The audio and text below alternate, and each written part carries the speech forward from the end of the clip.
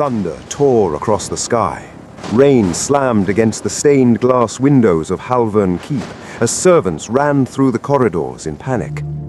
Inside the grand hall, candles trembled. A woman's voice broke the silence. You summoned the entire court, only to shame me? At the far end of the chamber, Duke Theodric Halvern stood beside a younger woman whose hand rested proudly on her swollen belly. His eyes were cold enough to freeze blood. I summoned them to witness the future of this house. Gasps rose around the hall. Odette's fingers shook. I am your wife. You were my wife. The room went still. The pregnant woman smiled faintly. My lord, shall I sit in her chair now? Or after she leaves? Odette turned pale. After all I gave you, after every child, after every prayer. Theodric stepped forward, voice like steel. You gave me daughters. Silence crashed harder than thunder. And she carries me a son. The crowd erupted in whispers. Odette staggered back as though struck. You cast me aside for a promise? No, for an heir. He tore the wedding ring from his finger and dropped it on the marble floor. The sound echoed through the hall. By sunrise, you and your shame will be gone from my estate forever. Odette's eyes filled with tears, but her voice did not break. Then hear me well, Duke. The day you beg for what you threw away, even God may not open my door. Thunder exploded, and deep beneath her trembling hand, 2 unborn sons waited in silence. What happens when a proud man destroys the only woman who truly loved him? Stay with us till the end, and if stories of betrayal, revenge, and justice move you, please like, subscribe, and join us for more unforgettable tales. Lady Odette Renly stood beside the nursery window, fastening the last pearl button on her youngest daughter's coat, while the child complained about the cold. Outside, mist covered the lawns, and the morning bells from the village chapel rolled softly through the gray air. Odette bent, kissed the girl's forehead, and sent her toward the governess with a gentle smile that faded the moment the door closed. Her days always began with care for others. Before breakfast was served, she had already reviewed the kitchen accounts, instructed the housekeeper on linens for the west wing, written replies to 3 invitations, chosen flowers for the dining room, and sent broth to an elderly gardener too proud to admit illness. Servants respected her because she remembered names, birthdays, and griefs. If a maid cried, Odette noticed. If a footman limped, Odette asked why. When she first married Duke Theodric Halvern, she believed kindness would make a home warmer than stone walls ever could. In the early years, he had not been cruel. Reserved, yes, proud, certainly. But he had once thanked her for bringing light into rooms he never knew were dark.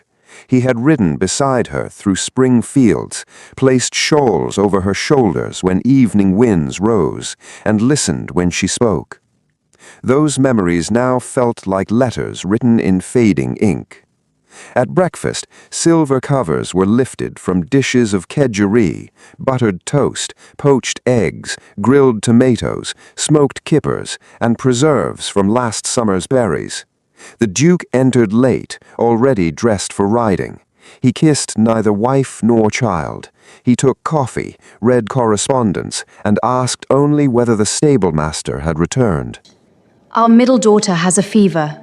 Send for the physician. She asked if you might visit before lessons. She will recover without ceremony. He folded the letter and rose. Odette watched him leave with untouched toast still warm on his plate. Such moments had become common after the birth of each daughter. With the first child, disappointment was hidden behind strained smiles. With the second, silence lengthened at table. By the third, he no longer pretended joy. He congratulated the doctor, tipped the nurses, and did not enter Odette's chamber until 2 days later. Society did the rest. At dinners, noblemen spoke loudly of sons learning estate maps before they could read. Older ladies discussed family lines as if women were fields meant only to yield crops. One bishop, red-faced from port wine, had once said in Theodric's hearing that great houses fell not from war, but from empty cradles. Odette remembered how tightly her husband's jaw set. From then on, he counted everything: birth years, inheritance laws, distant male cousins, rumors of rival houses gaining strength. His pride turned worry into bitterness, and bitterness into blame. That afternoon, she prepared for a hunting luncheon attended by neighboring families. Platters of roast pheasant, pigeon pie, seed bread, cress salad, apple tart, and spiced wine were arranged in the gallery. Odette moved through the room checking details, while laughter drifted in from arriving guests. She entered later on her husband's arm, elegant in pale blue silk, chin lifted, though she felt the familiar scrutiny. "Still no boy?" whispered Lady Marrow to another woman who did not whisper low enough. "A pity," came the reply. "She is lovely, but beauty cannot inherit land." Odette kept smiling. Across the room, Lord Cassian Halvern approached with easy charm and polished manners. He bowed over her hand and praised the luncheon, then turned to the Duke with brotherly warmth. "You host magnificently, cousin," said Cassian, "yet a house this grand deserves a young master racing through its halls." Theodric's face hardened slightly. Cassian lowered his voice just enough for it to seem private. "Forgive me, I only worry. Men notice these things. Weakness invites opportunists." Odette caught the words and the satisfaction hidden beneath them. Cassian was always pleasant to her face. He complimented her gardens, brought sweets for the girls, offered help whenever asked. Yet whenever he left a room, the air felt dirtier. In the months that followed, Theodric changed further. He stayed longer in London, shorter at family supper, sharper with servants. He criticized small matters he once ignored: the placement of candles, the starch in collars, the noise of children's laughter in corridors. One evening, she found him alone in the library, staring at portraits of dead Halverns. You scarcely sleep. I think. Then think with me, not against me. Can you give me what I need? Pain moved through her like cold water. I have given you loyalty. I did not ask for loyalty. He walked past her before she could answer. Winter deepened. Snow edged the windows. Rumors arrived before truth ever did. A coachman mentioned seeing the Duke in town with a veiled lady wearing emerald gloves. A seamstress said expensive gowns were ordered in another woman's measurements. Two maids swore they heard laughter in the east corridor after midnight. Odette dismissed gossip aloud, though dread had already taken root. Then, on a Thursday morning, while reviewing menus for the week, the butler entered carrying a cream envelope sealed with the Halvern crest. "His Grace requests preparations for a grand dinner tomorrow evening," he said carefully. How many guests? "How many guests?" 42, my lady. Very She well. nodded. I shall begin. "Very well. I shall begin at once." The old man hesitated. "My lady," his eyes dropped. "Your name was not included among those to be seated." By dusk, Halvern House glowed like a palace prepared for triumph. Every window blazed with candlelight. Servants moved swiftly through corridors, carrying silver trays, crystal decanters, folded napkins, and steaming dishes from the kitchens below. The scent of roasted lamb, buttered asparagus, glazed carrots, mushroom pies, fresh bread, and cinnamon pears drifted through the halls. Musicians tuned their instruments in the drawing room while guests arrived beneath umbrellas and cloaks, their polished shoes wet from the rain. Lady Odette Renly stood in her dressing room, fastening a modest sapphire necklace. She had chosen one of her simpler gowns, deep ivory silk with long sleeves and delicate lace at the collar. If she had not been invited to sit at the table, she would still appear with dignity. No one would say the lady of Halvern House hid from discomfort. Her maid brushed tears away before opening the door. My lady, perhaps His Grace forgot. Men forget anniversaries. They do not forget 42 guests. When she entered the great hall, conversation softened. Faces turned. Some offered polite nods. Others quickly looked away. The long dining table glittered beneath chandeliers. Silver candelabras cast warm light over crystal goblets and fine china edged in gold. At the head of the room stood Duke Theodric Halvern in black evening dress, severe and handsome, one hand resting behind his back. Beside him stood Rowena Blackwell. She wore emerald satin cut to flatter the fullness of her figure. Diamonds rested at her throat. One gloved hand lay across the unmistakable curve of pregnancy. Her lips carried the faintest smile, as though she had arrived early to enjoy a private joke. The room became still enough for the fire to be heard. Odette walked forward slowly. "You wished to see me?" Theodric did not offer his arm, his hand, or a chair. I wished all present to witness a necessary correction. A murmur moved through the guests. Odette looked from him to Rowena and understood more in one heartbeat than many women learned in years. "You shame yourself," she said quietly. No. "No," I he repair replied. what has been I repair endangered. what has been endangered. For years, Halvern House has lacked certainty. My marriage has produced daughters only. No male heir. No secure continuation. Several guests lowered their eyes. No one spoke. Odette felt blood drain from her face. "Do not do this here," he continued as though she had not spoken. Miss Blackwell carries my son. The future of this house is already formed. Cassian, standing near the wine table, lifted his glass with satisfaction hidden behind sympathy.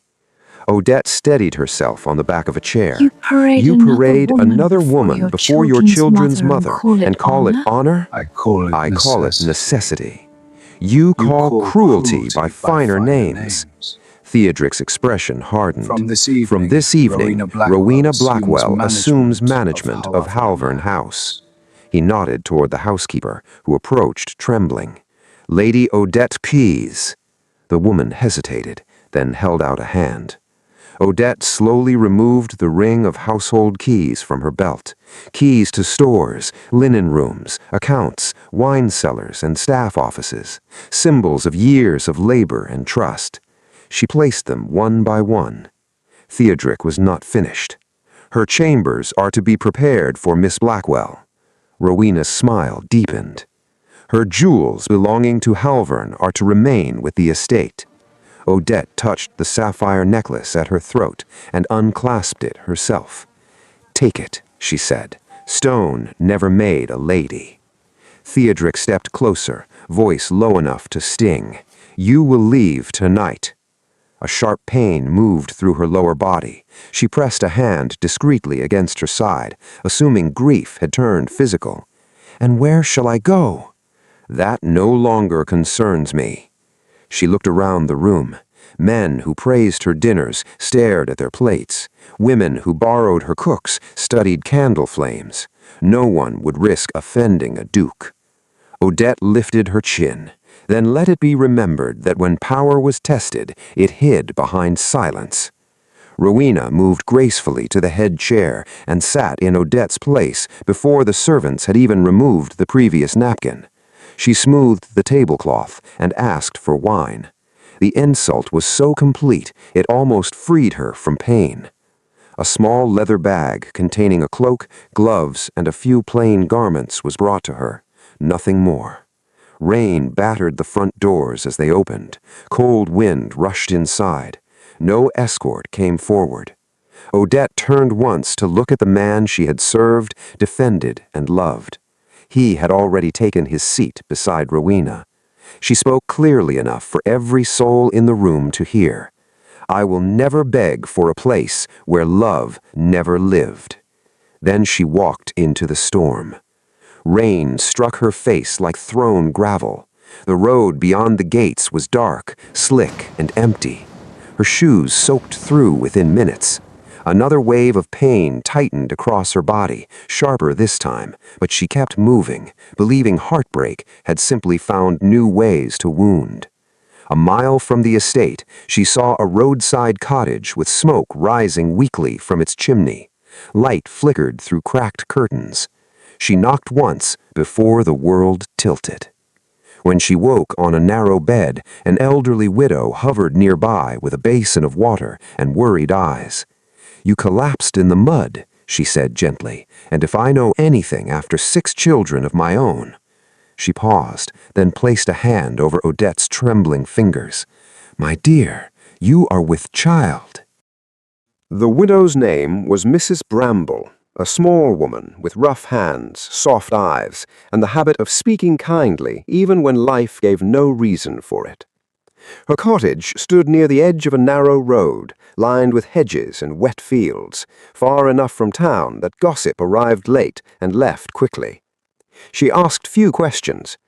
When Lady Odette Renly gave only the name Odette, the widow accepted it.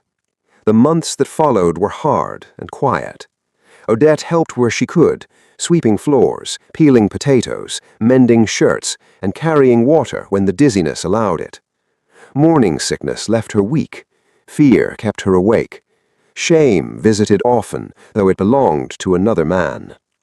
At night, she would rest one hand over her growing stomach and stare at the small ceiling beams above the bed. The sons he wanted, she thought more than once, were already his when he threw me away. Winter arrived early that year. Frost climbed the cottage windows like white vines. Wind pressed through cracks in the wood. On the first night of heavy snow, labor began. It lasted until morning. Mrs. Bramble boiled water, changed cloths, prayed loudly, and scolded pain itself as if it were an intruder. Odette screamed until her throat burned raw. The first child came pale and furious, fists clenched against the world. Before she had gathered breath, another pain tore through her, deeper than the first. A second cry filled the room. Twin boys. Odette lay trembling, tears slipping into her hair, as the widow placed the infants beside her. One had a dark curl near his ear, the other gripped her finger with surprising strength. She named them Elias and Jonah. Mrs. Bramble smiled through exhaustion. 2 fine lads, enough noise for 6 children. Odette laughed weakly, then cried harder. When spring softened the roads, she considered writing to Halvern House. She imagined the Duke learning that the heirs he desired had been born beneath a poor woman's patched roof. She imagined his regret. Then she remembered the dinner hall, the silence of guests, the ring striking marble, the rain. No letter was sent. "My sons will never be used to heal a proud man," she whispered one dawn, while feeding them by the hearth. Money thinned quickly. The little coins Mrs. Bramble had saved could not support 3 more mouths for long. Odette opened the lining of the bag she had carried from the estate and removed what remained hidden there, a pair of pearl earrings and a gold clasp no servant had noticed. She sold them in town. With the money, she purchased damaged bolts of silk from a merchant whose warehouse had leaked during a storm. The cloth was stained at the edges and wrinkled through the center. Others saw waste. Odette saw possibility. At candlelight, while the twins slept in a basket near the fire, she cut away flaws, re-dyed panels, stitched ribbons, and turned ruined fabric into scarves, gloves, collars, and elegant evening wraps. Her fingers blistered, her eyes reddened, yet each finished piece looked finer than the material it came from. Women in town began to ask for the widow's silk. Orders grew. A retired banker named Mr. Hargreaves first came to the cottage to buy a shawl for his sister. He was tall, silver-haired, and carried the precise manners of a man who once trusted ledgers more than people. He noticed her accounts written neatly in a school notebook. "You price too low," he said after scanning the page. "I price what they can pay."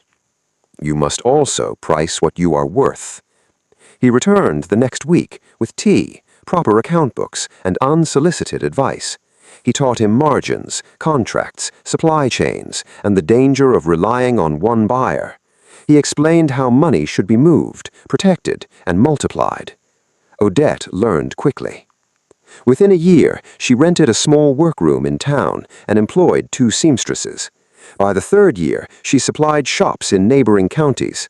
Profits went not into jewels or display, but into mills, transport shares, and warehouse space suggested by Mr. Hargreaves. She signed all papers simply O. Renly. No one connected the successful businesswoman to the cast-out wife of a duke. Meanwhile, Elias and Jonah grew sturdy and bright. She taught them letters before most children their age held pencils. They thanked servants, shared bread, and never mocked poverty. When they asked about their father, she answered carefully, "You come from a family that forgot what matters." "Will we meet him?" Jonah asked once. "When truth is ready," she said. 5 years passed. Odette now lived in a handsome country house with clean windows, polished floors, and shelves full of books. Her son studied with tutors in the mornings and ran laughing through orchards by afternoon. She wore fine clothing again, but chose comfort over splendor. Kindness had returned to her face, though innocence had not. One evening, as rain tapped softly against the glass, Mr. Hargreaves arrived, carrying fresh newspapers and an expression sharpened by gossip. He removed his gloves slowly. "Halvern Keep is beginning to rot from inside." When Rowena Blackwell delivered a healthy boy less than a year after entering Halvern House, the bells of the estate rang from dawn until sunset. Barrels of ale were opened in the village. Roasted beef, pies, sugared buns, and plum wine were served to tenants in celebration. Duke Theodoric Halvern held the infant before a crowded drawing room and declared that the future of Halvern blood was secure at last. No one mentioned the wife cast out in rain. No one mentioned how quickly sorrow had been replaced. The boy was christened Adrian. Silver rattles were commissioned, portraits painted, and a nursery decorated in blue silk and carved oak. The Duke walked lighter for a time, convinced fate had corrected itself. If servants exchanged uncertain glances at the child's pale gray eyes and sharp chin, they kept such thoughts buried. Years passed, and triumph soured. Halvern House remained grand to visitors. Chandeliers still glittered, the lawns were clipped, carriages still arrived for dinners and hunting weekends. Yet beneath polished surfaces, disorder spread quietly through every corridor. Rowena ruled the household through vanity and temper. She slept late, demanded breakfast in bed on silver trays, and complained if the eggs cooled before reaching her chamber. She changed gowns 3 times a day, ordered perfumes from Paris, gloves from Milan, and lace from Brussels, while unpaid invoices piled in the steward's office. She had no patience for those who remembered Lady Odette. An elderly maid who once dressed Odette's hair was dismissed for placing flowers she preferred in the morning room. A cook who had served the family 20 years was reduced to tears when Rowena flung a spoon into a saucepan and called his food peasant fare. 2 footmen were sent away merely for bowing too warmly to a portrait of the former lady. The old portraits themselves began disappearing. One was moved to a dusty attic, another was sold quietly through an art dealer. When the housekeeper protested that it belonged to the Halvern line, Rowena smiled. "Then let the Halvern line buy it back." Young Adrian grew in the image of indulgence. At 5, he struck servants with riding crops cut to his size. At 6, he demanded sweet pastries before breakfast and threw them if not sugared enough. The Duke corrected him lightly, then excused the behavior as spirit. "A future master must be strong," he said. Yet even he began to notice changes he could not dismiss. Wine cellars emptied faster than gatherings required. Repair funds vanished, though roofs leaked in the west wing. Tenant complaints increased. Ledgers no longer balanced cleanly. Whenever questions arose, Lord Cassian Halvern stepped forward with calm explanations. A delayed shipment, cousin. Storm damage in the North Fields. A dishonest clerk already dismissed. Cassian had become indispensable. He managed rents, contracts, staff disputes, hunting schedules, and correspondence. He soothed the Duke's temper, praised Adrian's progress, and gently suggested Rowena's extravagance was merely the harmless taste of a spirited woman. Theodoric accepted what spared him discomfort. He did not see the glances shared across supper tables when Rowena and Cassian believed him distracted. He did not question why Cassian entered private corridors after midnight. He did not ask why Rowena's laughter often ceased the moment he entered a room. One wet afternoon, the Duke found Rowena ordering a pair of sapphire bracelets more costly than a tenant farm. "This is excessive," he said. She turned slowly, studying her reflection rather than his face. "You wanted an heir. He deserves a mother worthy of him. You spend as though estates refill themselves. Then work harder." For a moment he looked at her as though seeing a stranger.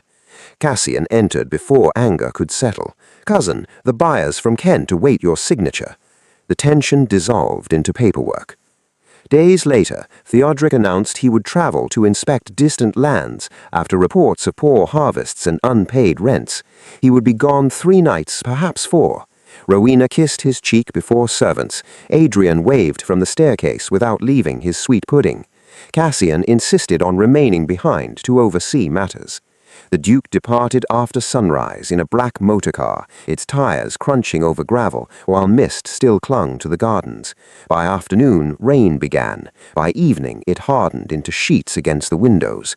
At supper, Rowena dined lavishly on duck in orange glaze, buttered potatoes, warm rolls, and chocolate pudding. She sent the child to bed early and dismissed most servants from the upper floor. Near midnight, candles still burned beneath her chamber door. Storms often disrupted country roads, bridges flooded, engines failed. No one expected the Duke back. Yet just after midnight, another motorcar rolled silently through the gates, mud-splashed and early. Theodoric stepped out into the rain, unannounced. The rain had not stopped when Duke Theodoric Halvern stepped from the motorcar and crossed the rear entrance of Halvern House. Water ran from the brim of his hat and darkened the shoulders of his coat. The journey had been cut short when a bridge ahead was declared unsafe. Irritated and tired, he chose to return rather than waste a night in some provincial inn. The house should have been asleep. Instead, light glowed beneath the upper corridor doors. He handed his gloves to a startled footman and moved quietly toward the private stair reserved for family. The servants avoided his eyes. Somewhere in the distance, a clock struck midnight. As he reached the landing near Rowena Blackwell's chamber, he heard laughter. Low, careless laughter. A man's voice answered. Theodoric stopped. The chamber door was not fully closed. Candlelight spilled through the narrow opening onto the carpeted corridor. He stepped nearer without sound. Inside, Rowena reclined against pillows in a silk robe, her hair loose over bare shoulders. On the bedside table stood a silver bucket with melting ice around an open bottle of champagne, 2 glasses, sliced pears, sugared almonds, and strawberries. A man sat at the edge of the bed in shirt sleeves, boots discarded on the rug. Lord Cassian Halvern. Rowena laughed again and took a grape from the plate. You should have seen him that day, standing so proud while he cast her out for me. Cassian drank deeply. Proud men are easiest to lead. You only needed tears and a rounded belly. She touched his chin with playful fingers. And you only needed to whisper into his ear about legacy and sons. Both laughed. Theodoric's hand gripped the doorframe until his knuckles whitened. Cassian leaned back comfortably. 5 years he has called Adrian his heir. Our Adrian, Rowena corrected, smiling. Yes, our son in the nursery, wearing another man's name. She burst into delighted laughter. He never once questioned those eyes. They are yours entirely. Theodoric's breathing changed. Inside the room, Cassian reached for a document case on the chair beside him. "A little patience more," he said. "His health worsens yearly. Once the old fool falls, I guide the estate as guardian to the child. We sell lands, move funds, and live as we please." Rowena lifted her glass. "To widowed comfort, to inherited comfort." They kissed. Something inside the Duke tore wider than flesh. He shoved the door open so hard it struck the wall. Both sprang apart. The champagne glass shattered on the floor. Cassian stood first, color draining from his face. Rowena clutched the robe to her chest. "Theodric," she began. "You—" He tried to speak, but the word tangled in his throat. Pain slammed through his chest like iron. His right arm dropped uselessly to his side. The room tilted. He staggered forward, mouth twisting, one leg failing beneath him. Cassian stepped back instinctively. The Duke collapsed heavily onto the carpet. For one frozen second, no one moved. Then Cassian snatched his boots, coat, and the document case. "Help him," Rowena hissed. "You help him." He ran. By the time servants heard shouting and reached the corridor, he was already gone through the rear stair and into the storm. Rowena knelt beside the Duke only long enough to see that one side of his face had slackened, and his speech was broken. Fear overtook concern. She stood at once. "Awake the doctor," she ordered, then hurried not to the medicine cabinet, but to the dressing room.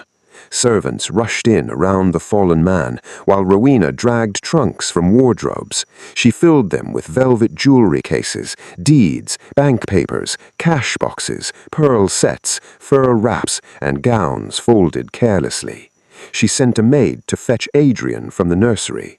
The child, sleepy and confused, asked where they were going. "Somewhere richer," she snapped. Below stairs, the doctor arrived breathless and worked over the Duke for hours. Leeches, hot cloths, smelling salts, injections, commands. Near dawn, Theodric opened one eye. His mouth would not form words properly. His right arm lay still. His leg would not answer him. The physician's face grew grave. "Severe paralysis brought on by violent shock," he murmured to the steward. "He may live, but he will not be the same man." Theodric fought for breath and forced sound through half-working lips. Guards."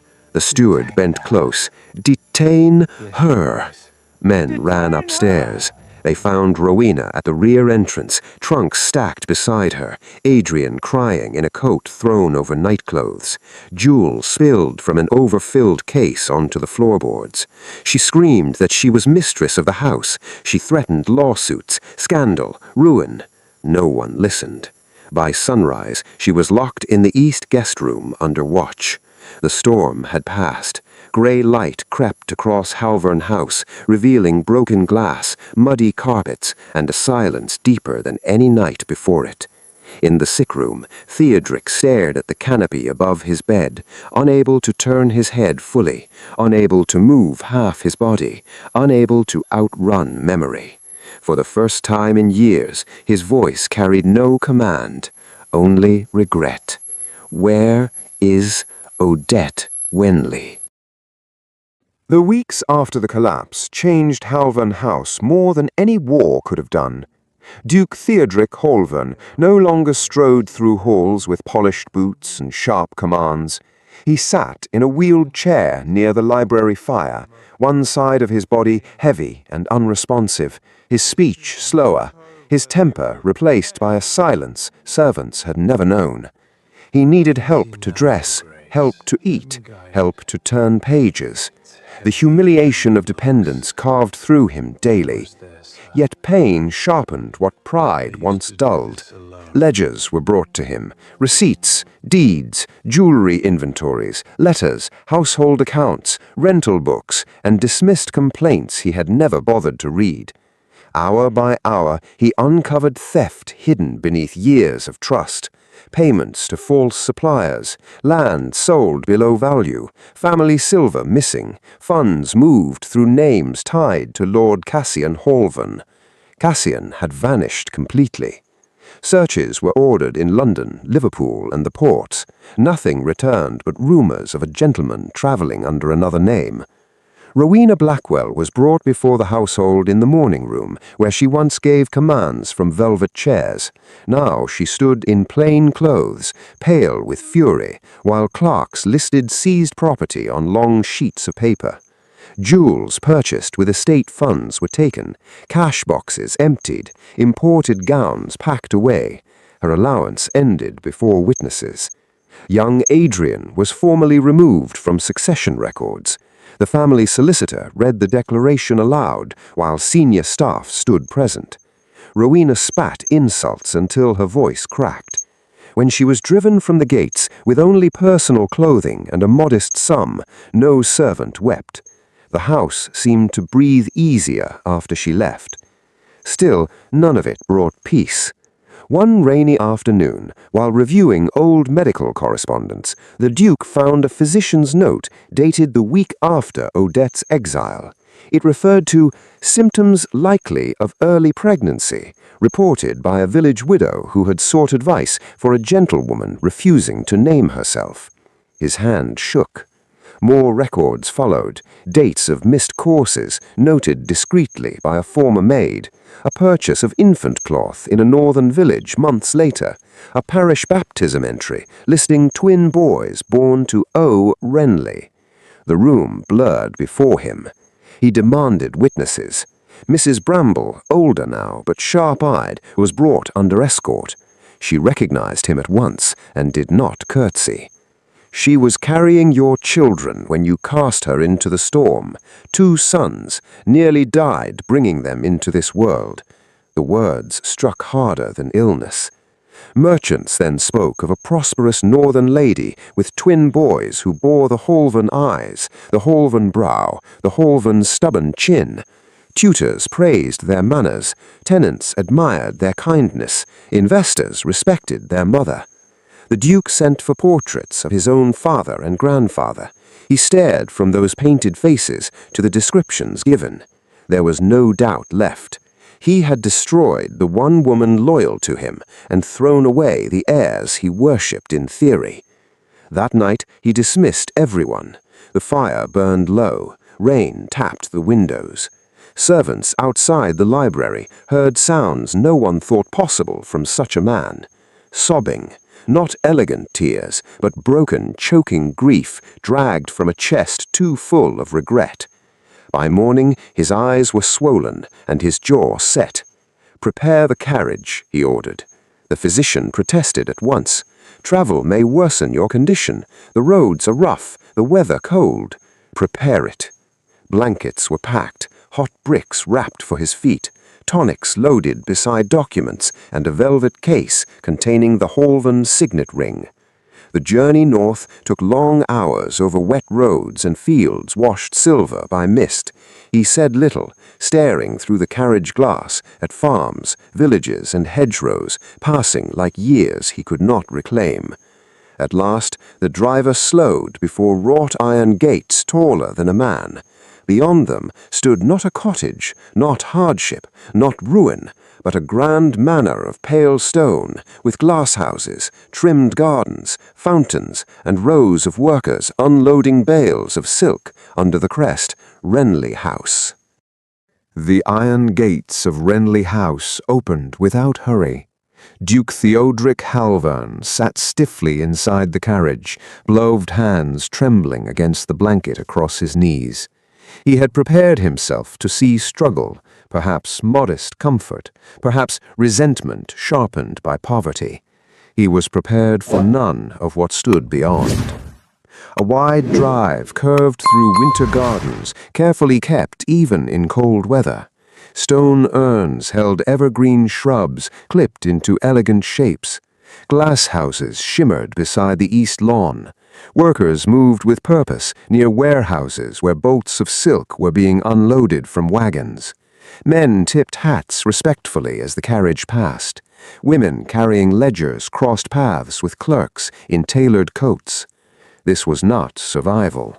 This was power. The carriage stopped before broad front steps where lanterns burned warmly beneath the carved portico. A butler in dark livery opened the door.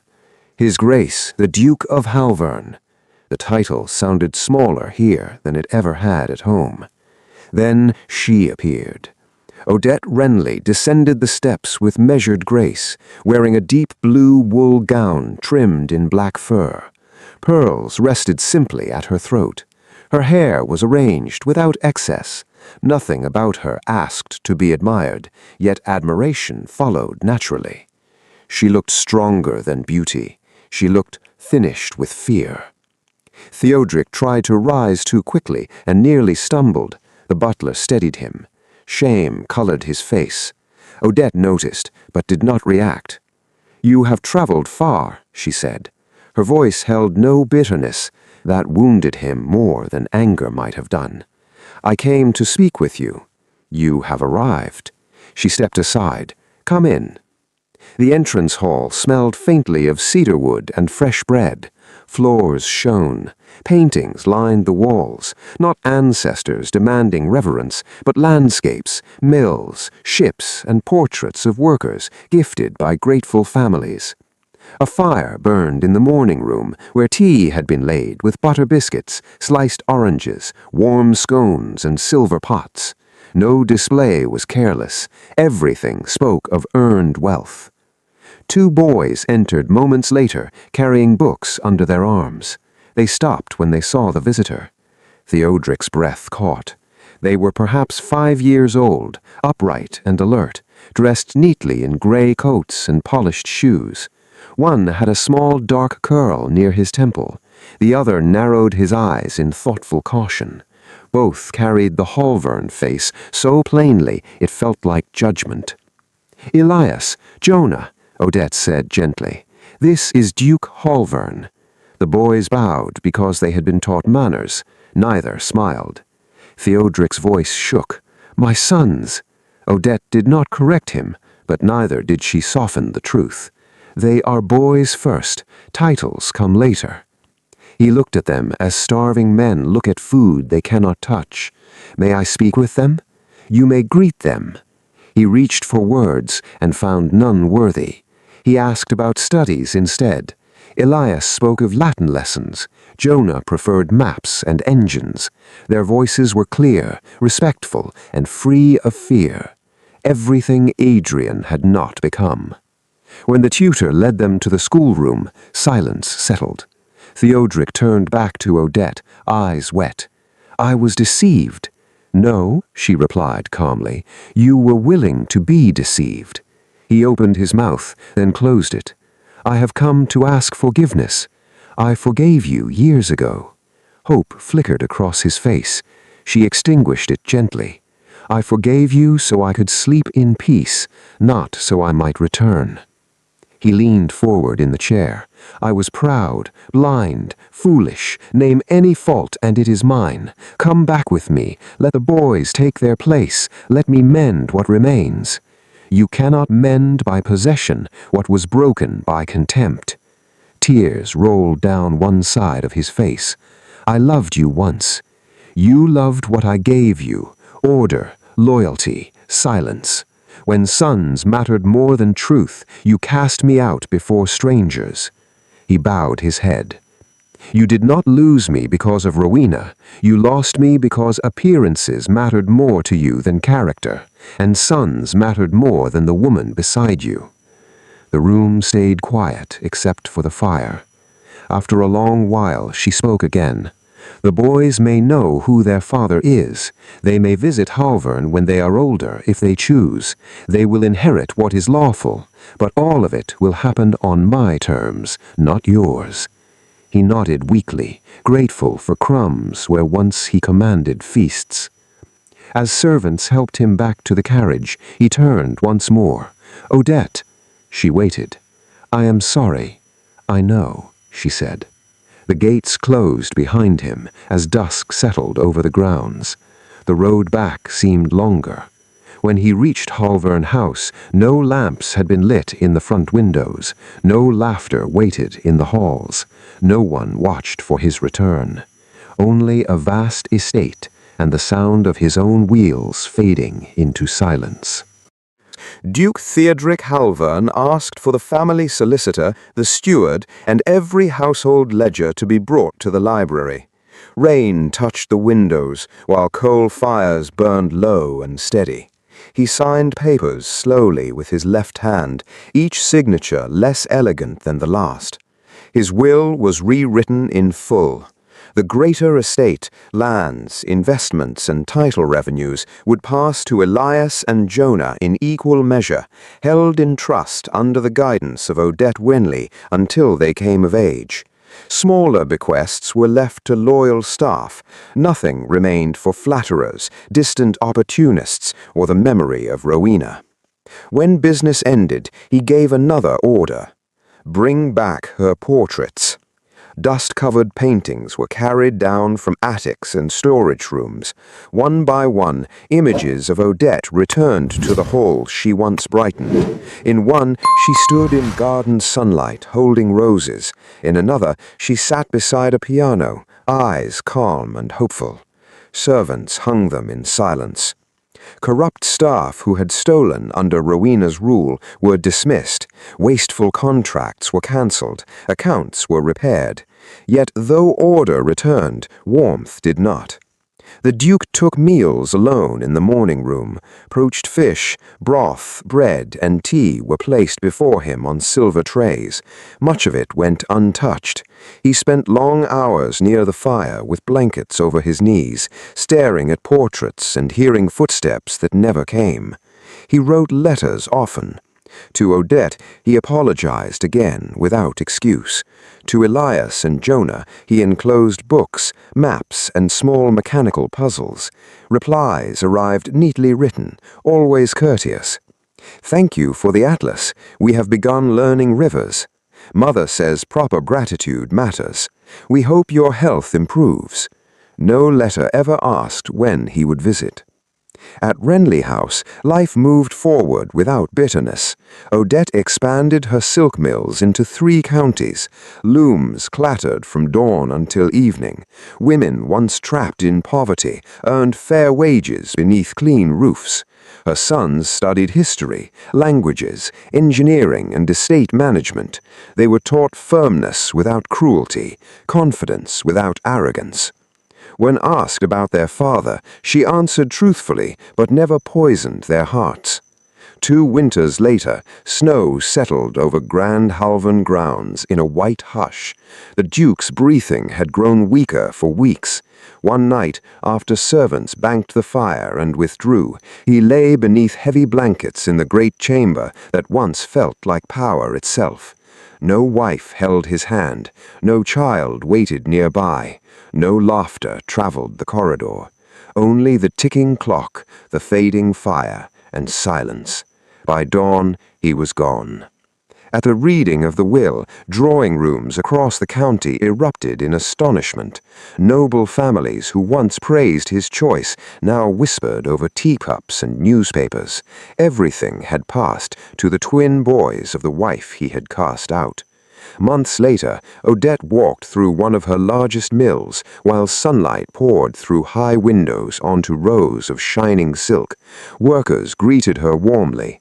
Elias and Jonah walked beside her, taller now, carrying ledgers and plans for expansion. Far from Halvern, where silence once followed their absence, the daughters of Odette Renly grew into women of quiet strength and sharp minds. They had been dismissed as disappointments by Duke Theodric Halvern, yet they carried everything he had failed to recognize: discipline, intelligence, and dignity. The eldest studied law and estate governance, ensuring every contract under Renly Holdings was just and fair. The second turned toward medicine, tending to workers and families with steady hands and a kinder vision of power. The youngest, bright and observant, walked the mills and markets, learning trade not as a privilege, but as a responsibility. They did not grow bitter, they grew capable. In a house once judged by the absence of sons, it was the daughters who proved that legacy had never depended on gender, only on character. And when people spoke of Renly House, they no longer spoke of loss. They spoke of a family that had been underestimated and rose beyond it. At the doorway she paused and looked once toward the distant hills where Halvern lands lay unseen beyond the horizon. Then she turned forward and continued walking. Pride destroyed him. Mercy freed her.